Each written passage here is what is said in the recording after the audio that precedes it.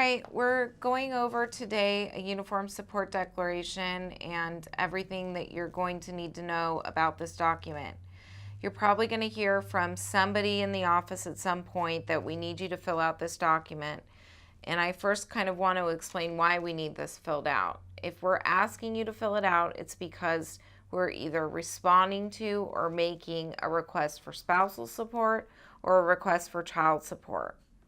And if your case only involves child support, then we are only going to need you to fill out the first few pages. This Schedule 1 that's attached to the back would only be filled out if you have a spousal support request or you're responding to a spousal support request. If you have any questions about which is your situation, just feel free to send an email to me or to the legal assistant assigned to your case. So if you're filling out these first few pages, I'm going to kind of go through each page individually with you so that you have your questions answered about how we need you to fill out this document. The top of the first page, you're going to see a caption, and it's going to look just like the caption that's on all of the other documents that we filed with the court in your case. If you don't have any documents filed in your case yet and we're asking you to fill this out, then don't fill out the caption. We'll fill it out for you.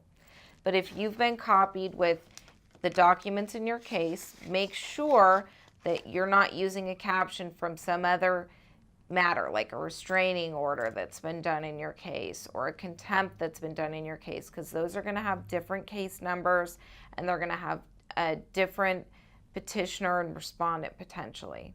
So use the case caption from your custody case or from your dissolution case. And then you're going to just fill it out to match that case caption. Under petitioner, you're going to put who is the petitioner. Under respondent, you're going to put who is the respondent.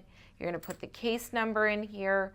You're going to put the judge assigned if you know who that is. If you don't, you're going to leave it blank.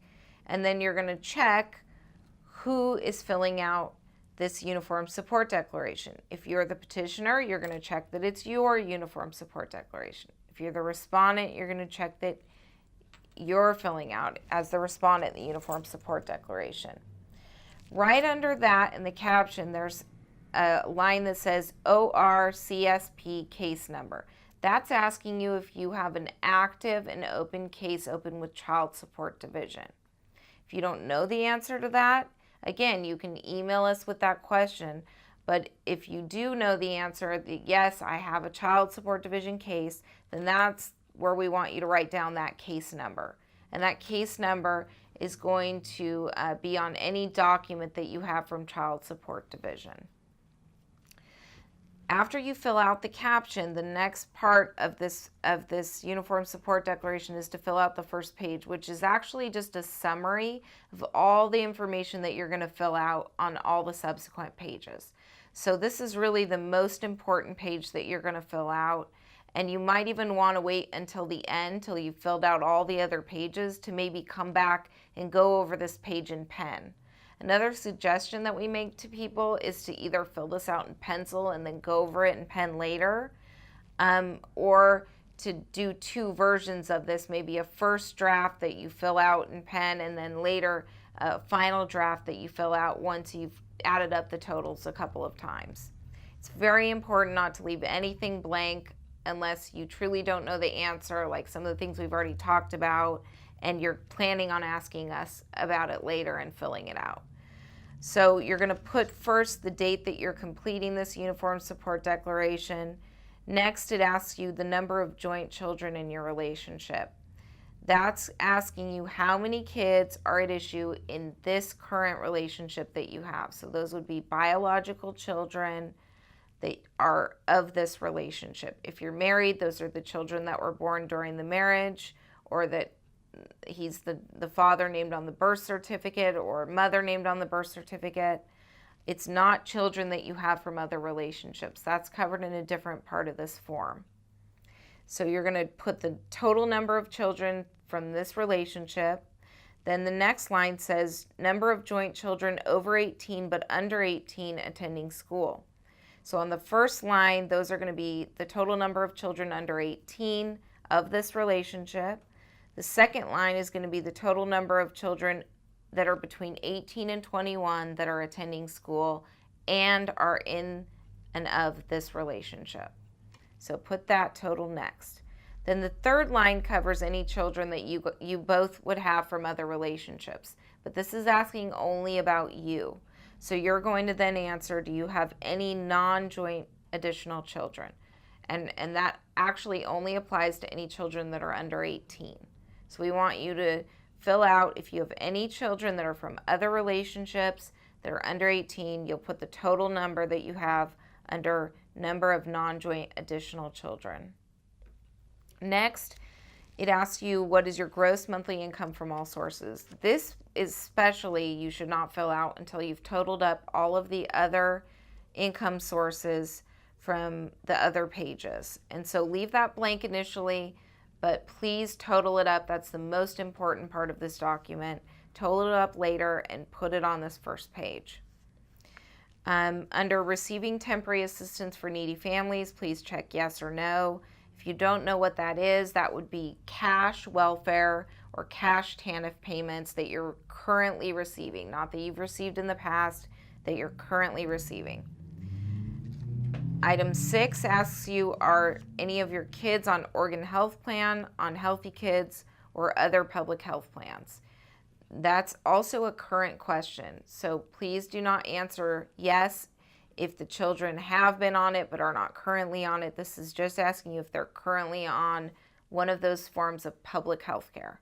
And of course, this only applies to the joint children of this relationship that are under 18 or between 18 and 21 but attending school. Number 7 asks you if you're receiving any Social Security or veterans benefits for the children. And so you would need to put the total amount you're receiving, and then you need to check the next box, which is the person with the disability is the child, me, or the other parent. Then number 8 asks you if you're receiving any spousal support. Please do not fill out this spousal support received by you unless that spousal support is court ordered. Because if it's not court ordered, it's not income to you yet, and it's not something that needs to go in the calculation. Spousal support paid by you, that's the same deal. If you are not court ordered to pay spousal support, please do not put anything in this section. Under 10, mandatory union dues paid.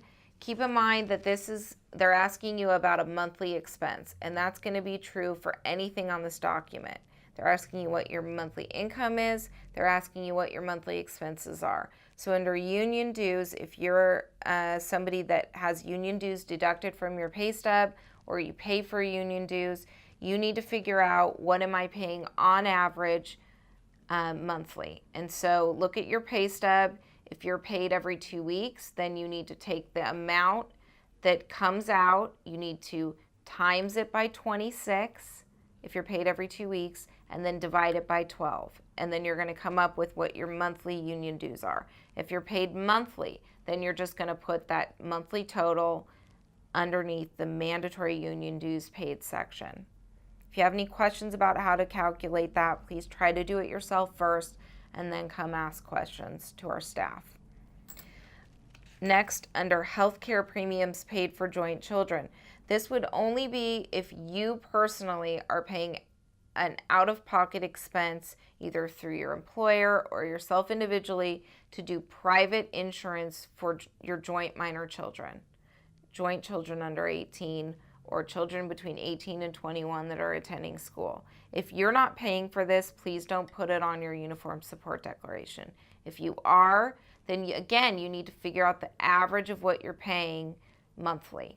And so if you're paid every 2 weeks, look on your pay stub, add up the total of all the health insurance premiums you're paying. That would include medical insurance, vision, dental, anything you're paying monthly for a health insurance premium, and then times it by 26, divided by 12 if you're paid every 2 weeks. If you're paid monthly, then just add up those totals, give us the total health insurance premiums paid for the children. Now, this is a common question that we're asked. Sometimes the number that's on your pay stub is actually the total number for your family. So in order to figure this out, you're probably going to need to go to your employer or call the health insurance company or go to the HR department at your work, and they're going to have to sort out for you how much is being paid for each child individually and how much is being paid for you individually, because you get credit for both in the child support calculation, and there's a separate section for both on this form. Once they get you that breakdown, then go ahead and fill out this form. If they can't get you the breakdown, then what we want you to do is take the total amount paid for the family, divide it by the number of people in the family that are being covered, and then give the appropriate credit for yourself as one person, and then times that amount by the number of children and put that amount under the monthly amount for the children. But it's much better if you can just get the actual breakdown from the insurance company or from your HR department at work. Do not include amounts that are being paid by your work. This is only giving you credit for anything you're paying out of pocket by it being deducted from your pay stub, or you're paying a monthly amount through a bill monthly. So that goes under health care premiums paid for joint children. Next, it's asking you, before that, it's asking you health care premiums paid for yourself. And we already talked about that. Those are two separate things. You get credit for what you pay for yourself. You get credit for what you're paying total for the children monthly. Under 13, out-of-pocket medical expenses paid for the joint children. Under this, we're asking you to give us a monthly idea of what out-of-pocket expenses you're paying for the children. So that would include co-pays, not health insurance premiums, because we've already covered that. So co-pays, anything you're paying toward the deductible for the children, prescription costs. That does not include over-the-counter medications. It does not include cough drops for the kids. Try to keep this to co-pays, payments towards your medical deductibles, payments of actual medical bills, or prescription costs, or co-pays for prescription costs. Add up your figure for the year and divide that by 12, or do the best you can to get us a monthly average by maybe looking at the last 6 months. And then you're going to include that total under number 13. Under 14, number of annual overnights the children spends with you. This is actually covered on the next page. So I want you, again, this is why it would be helpful to fill out the other pages first and then come back and do the totals on the first page. But on the next page, there's a section that asks you, is this occurring overnights? Is this what you're proposing for overnights? Or is this what's actually occurring? And I want you to fill that out first, because your situation might be different depending on if we have a court order or not yet. And then come back and put this total, number 14, on the first page.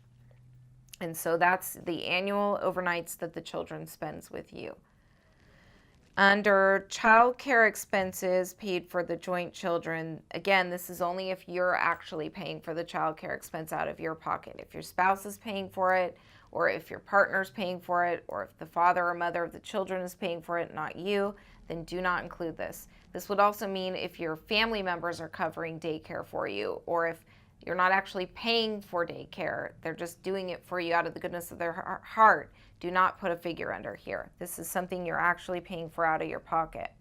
And again, you need to come up with an average. So if, for instance, here's an example of a common question we get asked.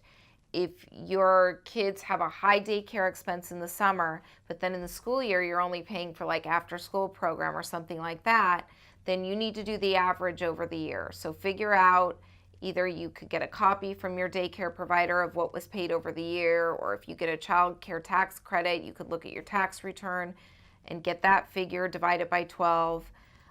Or you could just add up, hey, this is what I pay for the summer, divide that by 3.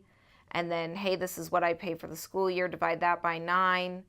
And then do your average for the year, add up that total and divide by 12. That's how you're going to come up with that figure, but we need the average of what you're paying over the course of the year, and then put the monthly average figure under item 15. 16, city where child care is provided, only fill that out if you're actually paying for the child care. On the next page, we have listed out joint children. You're just going to put the names of the children, the ages of the children, whether they're living with you, the other parent. If they're living with both of you, you can check both boxes. But really this is asking you who they're primarily living with. So if they're primarily living with you more than 50% of the time, check me. If they're primarily living with the other parent, check other parent. If they're living with you equally, check both boxes and put 50% next to that check mark in both boxes. Only check other if you have joint children that are living with somebody that's not you or not the other parent. And then you might want to do an asterisk right under that and say who they are living with. And then again, joint children is only going to apply to children under 18 that are children of this relationship or born during this relationship. Then there's a separate box where you're going to check if there's any children that are between 18 and 21 that are children attending school. I want to cover now, what does children attending school mean? So a lot of people will ask us, well, how do I know if my kid's a child attending school? There are some qualifications for that under the law. In order to be a child attending school, your child needs to be between 18 and not 21 yet. Once they're 21, they don't qualify even if they're attending school full-time. They need to be attending high school full-time or a college or vocational school full-time. And what full-time means is a 3/4 course load or more. And they also have to be getting a C average or better.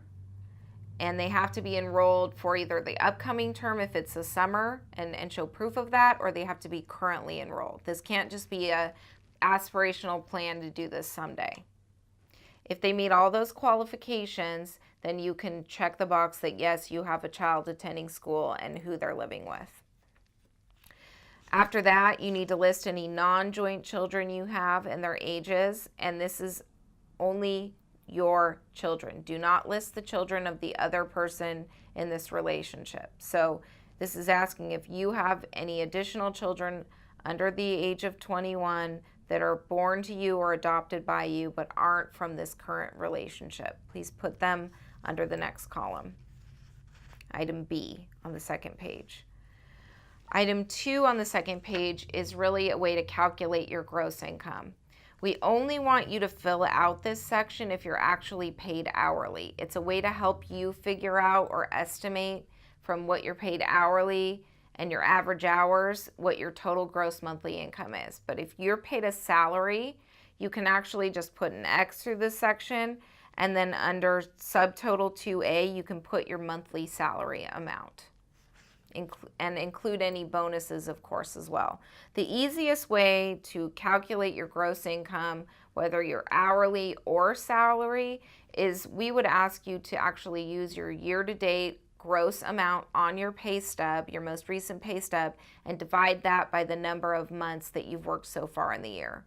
So if, for instance, this pay stub is through the middle of July, well, then you've worked 6.5 months so far. You should take your gross year-to-date from that pay stub, divide by 6.5, and you can just put that total on subtotal 2A. And unless you have any other source of income, if you don't, you can put that total under number 4 of gross monthly income. If you'd like to use this calculation to figure out, what you're making, you can do so, but please only fill it out if you have an hourly wage and a set number of hours you work each week. Otherwise, it'll just be easier to look at your year-to-date and divide by the number of months you've worked so far in the year. The next page, page 3, goes over kind of alternative sources of income. And so if you're self-employed, we want you to put your adjusted gross income under self-employment. So look on your taxes from your most recent year. Take what your net income is after all your expenses are deducted, so that would be your adjusted gross income, and divide that number by 12. And that's how you should come up with your self-employment income. If you've had a significant jump in your income, either an increase or a decrease, then you might need to use your best estimate of your income so far this year and divide that by the number of months worked so far. But keep in mind, when you're self-employed, it's your net income after expenses, not your gross income. Under dividends, that would be if you're making money from dividends of stocks, and you would need to put your monthly average. Under interest income, that would be if you have any interest-bearing accounts, you would need to put your monthly amount over the course of maybe the last year and divide that by 12. Trust income, that would be if you have monthly income that regularly comes to you from a trust. You need to figure out how much you got in the previous year, divide that by 12, or tell us what you're actually receiving on a monthly basis. If you have annuity income, you would put that monthly amount under annuity income. Social Security income, this would be if you individually are receiving Social Security, and if you're getting an amount for the child, remember that goes in a separate section on the previous page. So this is just what you're receiving in Social Security income monthly. Do not put the net amount that you're receiving after, for instance, Medicare comes out or after taxes come out. Put the gross amount you're getting from Social Security for you, not for the child. And please make sure you put the monthly amount in there. Under workers' compensation, you would need to add up your benefits per week times 52 and then divide by 12. Workers' comp and unemployment are always paid by a weekly benefit. And again, please give us the gross amount, not the net amount after taxes are taken out. So workers' comp or unemployment, you would take that weekly amount, multiply it by 52 and divide by 12. Under disability income, if you're receiving disability from the VA or from Social Security, then please put the monthly amount you're receiving for you only, not for the children. Like we said, there's a separate section for that on the first page we filled out. If you're getting expense reimbursements or a per diem allowance, you need to include that. So if your company gives you a gas allowance, if your company gives you mileage reimbursements, if your company gives you a cell phone reimbursement, if they give you a per diem for traveling out of town, you need to calculate how much you received over the course of the last 6 months and divide by 6, or look at your tax return from the previous year, divide by 12. If this wasn't taxable income, you still need to include it on here and try to figure out to the best of your ability what you're receiving on average monthly. Then there's a section that says other. Other potential types of income might be if you're receiving food stamps, tell us what you're getting monthly. If you're getting some other type of income, say you're selling things on Amazon, something like that, please configure any other way that you're receiving income, if you're cleaning houses, whatever it may be, and you can put that under other. And then at the very bottom, you need to total up these other sources of income, and you need to add this to any other paycheck type of income you're getting from the previous page, and then put that total under number 4 on the first page. The remaining questions on page 3, 4, and 5 are really just reiterations of the questions we already went over on the first page. So it's asking you again if you get Social Security benefits and how much. It's asking you again, do you get spousal support? Do you pay spousal support? Remember, that's only if it's court ordered. It's asking you again about mandatory union dues. Please fill this out the same manner we've already discussed for the first page. Again, I suggested that you go through these pages first and then do the totals on the first page, but it's the same information. On the page that starts healthcare coverage and medical expenses, you only need to fill out these questions if you have a private insurance policy that you're paying for the children yourself. If your spouse is paying for this, do not fill out this page. It will ask you if the kids are on OHP, but if the kids are on OHP, there's nothing else you need to fill out on this page. The questions about premium costs are simply if you have a private insurance policy, and it's the same questions that we already discussed on page 1. It's just asking you it in a more in-depth way. It's also asking you who actually is the source of the insurance. So if, for instance, if your spouse is the person actually covering the kids, you still can get credit for it. Say remarried and it's your spouse that actually covers the kids, not the other parent, but your current spouse, you still can put that on this page, and it's going to ask you who actually covers the children. It's the only big difference between this and the first page information. And then it once again asks you about out-of-pocket medical expenses. The only difference between this page and the first page is the first page is a total of the out-of-pocket expenses for the children. This breaks down those expenses per child. Finally, there's a breakdown of the child care expenses and the overnights for the children. Let's quickly go over how to fill out the overnight parenting time for the children. So this is item 5, your parenting time. It's going to ask you to check the box for proposed, occurring, or existing plan or agreement. I do not want you to fill out proposed unless you are getting 0 parenting time, and we are going back to court specifically to get you parenting time. Usually the only 2 things you should be filling out are occurring, and you would check occurring if you have a plan that you're following, but it's not a court-ordered plan. So check occurring in that instance, and then average out the number of overnights per child and write it out here, and then total it on the first page. If you have an existing plan or agreement or a court-ordered plan, that's what that means, then use that plan, put that into the annual overnights, and then put the total on the first page. Now, a common question we get asked is people will say, well, we have a court-ordered plan, but we've actually been doing something different for like 2 years. What do I put on here?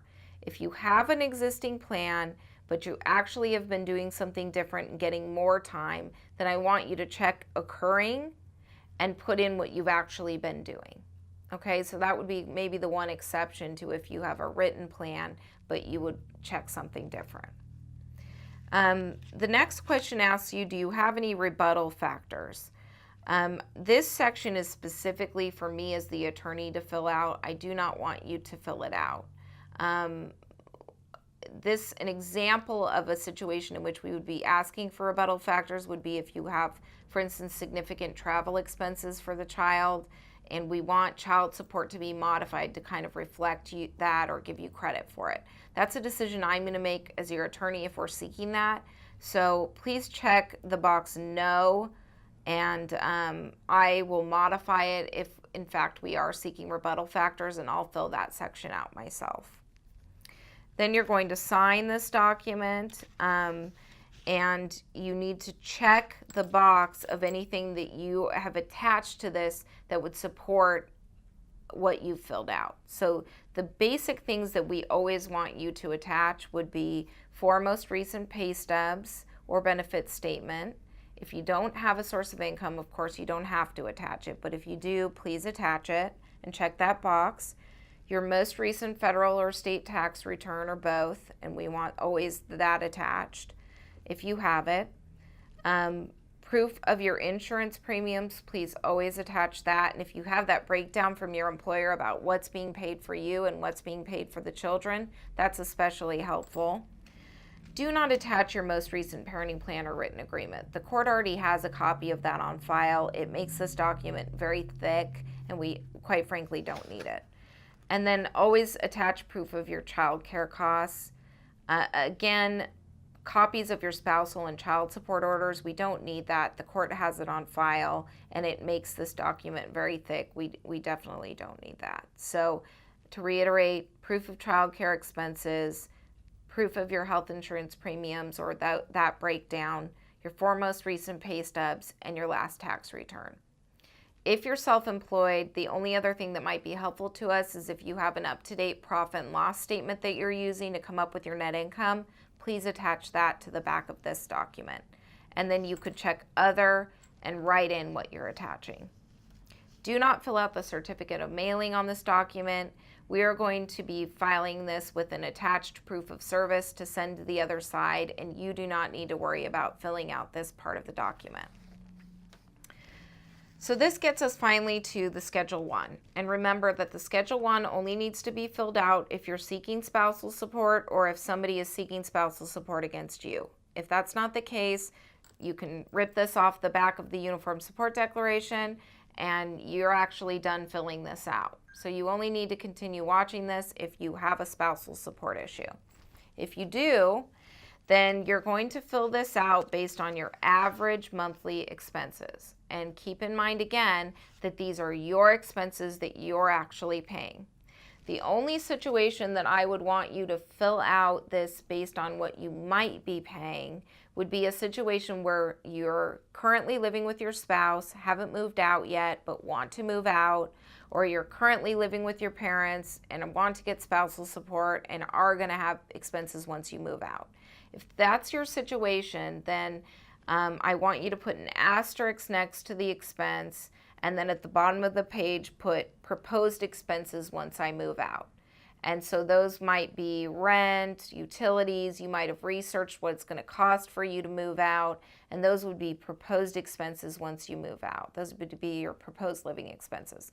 Other than that, the purpose of this document is for the court to figure out what your monthly fixed expenses are and figure out how much spousal support you need, or look at what your expenses are and figure out how much you have the ability to pay. So it's very important to include maybe even expenses that aren't on here. I encourage people, look at your bank statements for the last 6 months, go through them, try to figure out an average of what you're actually spending on this stuff. So look at your Fred Meyer bill or your Costco bill and add up how much you spend there, and that really divided by the number of months should be what your food and household expenses are. So going through this document, I mean, it's fairly self-explanatory, but it needs to always be your average expenses for the month, your mortgage or rent, your second mortgage if you have one, or home equity loan. Again, this is only if you're paying these expenses. Your property taxes if they aren't included in the mortgage, your insurance, that'd be homeowner's insurance or renter's insurance. If it's renter's insurance, please write next to it renter's insurance. You're under utilities. These would be if you're actually paying for it. And your cable internet expense might be separate. If it is, just write cable and what it is next to that, internet and what it is next to that. For your utilities, that might change from month to month. Please do the best you can to figure out your average over time and divide it by 12. Under car payments, this would be if you're actually paying for it. Under fuel, please do your best to figure out your average and put your monthly expense in there. Maintenance and repairs, this would be oil changes, any major repairs that need to happen on your vehicle, or your average that you've paid in repairs and oil changes over the course of the last year, divided by 12. Just to give you a general idea, usually that figure should be between $50 to $100, unless you just have a really old vehicle that needs some major repairs. Under insurance, please put your monthly figure for life insurance, automobile insurance, medical or dental insurance. But keep in mind, this is your out-of-pocket. If your work is covering any of these expenses for you as a benefit, do not include anything that your work is paying on your behalf. Food and household items, this includes anything you're spending on food, toiletries, cleaning supplies, toilet paper, anything that you're going to Costco, Fred Meyer, Food for Less, Safeway, and spending monthly, that figure needs to be under here. It doesn't include eating out. You might want to include that under other on the next page if that's something you regularly do. If you have an elevated lifestyle, keep in mind that that's not really included on this, and you might want to create a separate page that includes those things. So we'll talk about that in a moment. Under medicine and pharmaceutical, this would be unreimbursed medical and dental expenses. So the same thing we talked about for the kids, this is for you. If you have co-pays you regularly pay, if you have prescriptions you pay for every month, if you have an average that you usually spend in medical bills for the year, please figure that out and divide it by 12. So the court has a realistic idea what you need or what you have to pay if it's high. Under court-ordered support payments, please only include under here any child or spousal support payments that you're court-ordered to pay. And you can put that figure there. So that goes, you're going to total that up. That's your fixed expenses. On the next page, it's asking you about any consumer obligations. This would be credit cards, unpaid medical bills that you're paying on. This would not be your loans for your vehicle. This would not be your loans for your home. You already included those on the prior page and you don't get to double dip or double count them. So please list out the name of the creditor, the balance due, and then the average monthly amount that you tend to pay on this debt. Do not include credit cards that you pay off every month. Those are not ongoing debts, okay? Please put the total at the bottom here, and then you're going to add up the two below that, and then you're finally going to include any other factors. So if you feel like you can include those other factors on this page, great. If you think, hey, I've got 20 other things I regularly pay for, then do a separate spreadsheet, total it up, and then attach it to this document. And then right under other factors, see attached spreadsheet. So some examples of other factors would be if you tithe, please include that on here. If you regularly have a budget for gifts to family members or for holidays, please put that average monthly amount on here. If you take vacations every year, please put the average monthly amount you spend over the course of the year. Add that up, divide by 12. If you have animals and pet expenses, that could be veterinary, that could be food, please put your pet expenses on here. If you have a gardener, if you have a house cleaner, if you have a pool person, if you have security for your home, those would be examples of things we haven't included on here, but they're a real part of your lifestyle and you need to include them on here. If you have magazine subscriptions, a gym subscription, the best way to kind of catch all these extra expenses is to go through your bank account and look at anything extra that you're paying on a regular basis and just include it under these other factors. It's very important that you really include everything that you pay for monthly or even that you did pay for before your spouse stopped paying for everything, so that we have an idea of the lifestyle that needs to be maintained. All right. So that really covers our Uniform Support Declaration. We're going to ask that you really take the time to go through this video maybe once, maybe twice. Try to fill this out on your own first before you come in and review it with us or ask us questions. We appreciate the opportunity to go through this with you. Have a great day.